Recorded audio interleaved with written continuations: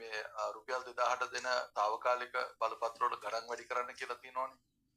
ඒ ගාණ කීයද කියලා කියන්න පුළුවන්.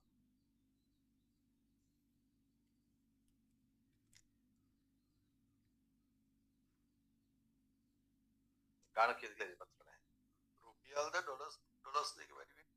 මේකද රුපියල් 2000ක් නේ කලේ. රුපියල් 2000 තමයි දැන් ප්‍රමාණවත් නොවන නිසා යාවත් කාලෙ කිරීමේ අවශ්‍යතාවය හඳුනාගෙන තිබෙන්නේ. ඒක තමයි මේ තුපුන්නත් සංශෝධනයට ඉදිරිපත් කරලා තියෙන සංශෝධන අනුමැතිය ගත්තා. මේකට වැඩි කරන ගාණ තුලත් වෙලා තිබුණේ නැහැ. සංශෝධනය ඉදිරිපත් කරාම අනුමත කරගන්න පුළුවන් පාර්ලිමේන්තුවට. තම රුපියල් දැම්මා. අංක 15 ආපදාහානිය නිසා සුළු අපරාධ භෝග වලට ලබා දෙන වන්දි ගැන ඉඩම් සම්පූර්ණයෙන්ම හානි වෙලා වගා කරන්න බැරි තත්ත්වෙට තියෙන ඉඩම් වලට මොකද කරන්නේ? කොවිට මොන වගේ සහනයක් ලබා දෙනවද? දැන් මෙතන මේ ඔබ දන්නවා හානියේ ප්‍රමාණය බරපතල නිසා එක් හානිය අතර වෙනස්කම් පවතිනවා.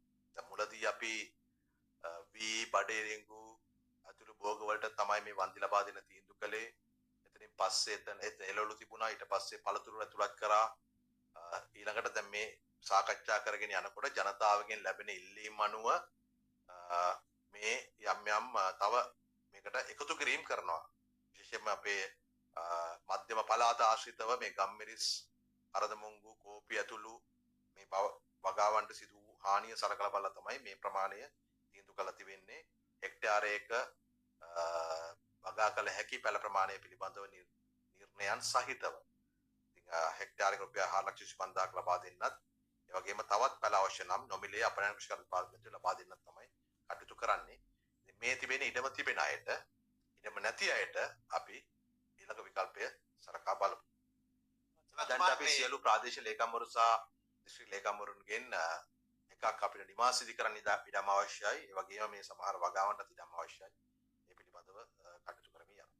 මේ අංක 15 දැන් ඔය පැල සම්බන්ධව කතා කරද්දී දැන් පහුගිය කාලේ හදපු පැලක් ගොඩක් ඔය ආපදා තත්ත්වෙ හින්දා ගම් වතුරට ගොදුරු වුණා. දැන් අලුතෙන් පැල හදන්න එකටත් යම් කාලයක් ගත වෙනවනේ. දැන් මේ ගැන කතා බහක් කරන්නේ නෑ. දැන් පැල හදලා තිබ්බේවා. ඔව්. බෙදා දෙන්න නියමිතව තිබ්බ පැල ගොඩක් ගම් වතුරටත් අහු වුණා, විනාශ වුණා. රජයේ සතුවද පුද්ගලිකවද? රජයේ සහ පුද්ගලික සහ. මේ කියන්නේ අපනයන කෘෂිකර්ම දෙපාර්තමේන්තුව සතුව තිබ්බේවා. එතකොට දැන් අලුතෙන්ම පැල හිටවන්න නැවත කාලයක් ගත වෙනවා. දැනට කරන්න වෙන්නේ ඉතින් තිබෙන ඒවත් එක්ක යන්න සහ අලුත් වැඩ කටයුතු ආරම්භ කරලා අලුතෙන් පැල නිෂ්පාදනය ආරම්භ කරන්න. පුද්ගලික අංශයේ හැම දෙයක් සිදු වෙන අයට අපි කර්මාන්තයක් ක්‍රියාපංච වෙලා තියෙනවා නිසා ගොඩක් අය ඒ අයට වන්දි ලබා දෙනවා. ඒගොල්ලොත් අලුතෙන් පටන්